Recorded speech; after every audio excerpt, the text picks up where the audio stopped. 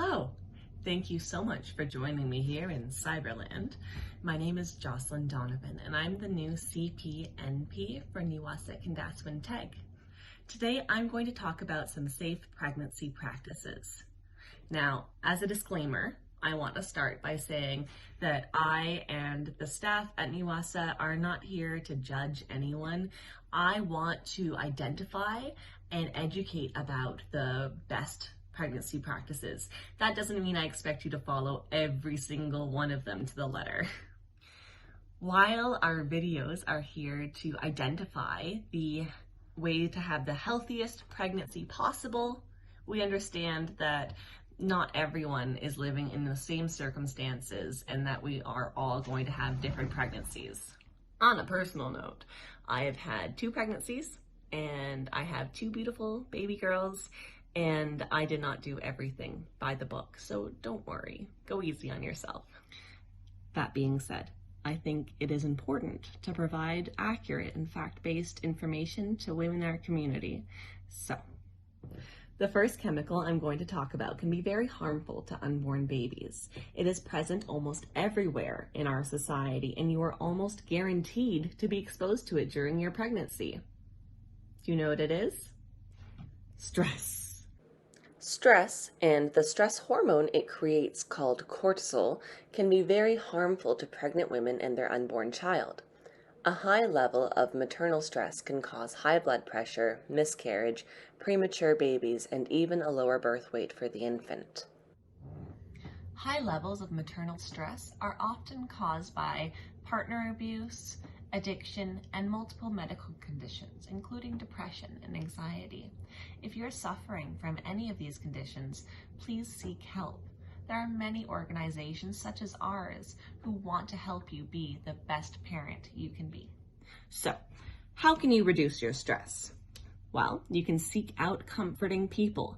You're going to find during your pregnancy and on your journey as a mother that not all of your friends that you had before kids will be friends that you have after kids. For example, I had a friend that I knew all the way through high school, through our post-secondary, and we stayed in touch. And when I became pregnant, he became a different sort of friend. All of a sudden, he was telling me the right ways to do things. And when I talked to him about my hesitancy with breastfeeding and that I was worried that it would affect my mental health, he advised me that it was really best practice to breastfeed for the first 6 months. While that was accurate information, it wasn't really the kind of comfort I was looking for from a friend. So, I heard an expression once that I try to remember every day, that friends can be for a season, a reason, or a lifetime. So I definitely have friends who are for a lifetime, and I've definitely had friends that were for a season or for a reason, like we go to school together or we work together. And then once you aren't working together anymore, you don't really have anything in common. That's fine. You can have friends for a season or a reason. They don't all have to be for a lifetime. So, if you're finding that you have some friends who really are not comforting, who don't get it and aren't interested in your pregnancy or your baby, that's okay. You can talk to them sometimes. You don't have to hang out with them as much as you used to. In the end, you're going to make a lot of new friends as a new mom, because there are so many community supports where you can meet people. And you're going to have times in your life when all you want to do are talk to your mom friends, because the only things you want to talk about, that month is breastfeeding or co-sleeping or crib training or, starting solids. And your friends who don't have kids don't usually care. They don't want to hear about it, and that's fine. Why would they? I didn't want to hear about it when I was, 15 or before I had children. So treat everyone with empathy, give them a break. But if you're finding that some of your friends are not comforting, don't hang out with them as much. You can always call me if you need to chat. I'll answer my phone anytime from 8 a.m. to 5 p.m. unless I'm in the middle of a situation or driving, then I'll try to give you a call back.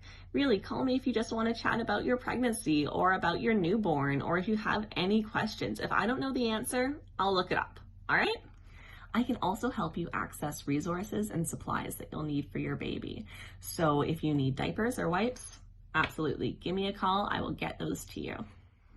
Another way to control your stress level is by getting some extra sleep. Naps will be a lifesaver for you in the coming years. Exercise is also a great way of controlling your stress. Now, when I was pregnant with both of my girls, I could not run. I was working in childcare at the time, and I had supervisors who'd say, "Oh, go play soccer." And I was like, no. If I run, my entire middle section felt like it was being torn apart. So no, I am normally a fairly active person, but when I was pregnant, I could not do high intensity exercise. That being said, taking walks, going hiking, like a low incline hike, kayaking, canoeing, anything that's low impact will be great for your body, for your stress level, and for the baby. Make sure you're taking time for self-care. Now, self-care can mean a lot of different things to different people. For me, self-care is playing video games in bed with a peanut butter Nutella sandwich. But maybe for you, it's calling your mom, or taking a bath, or treating yourself to ice cream, whatever it means. If you just need that little boost, do it. Take it for yourself. Another great way to control your stress is to start a pregnancy journal. You will forget so much about this crazy time in your life, and you'll want those memories later. And you can show your child later on all the things that you felt and thought at the time.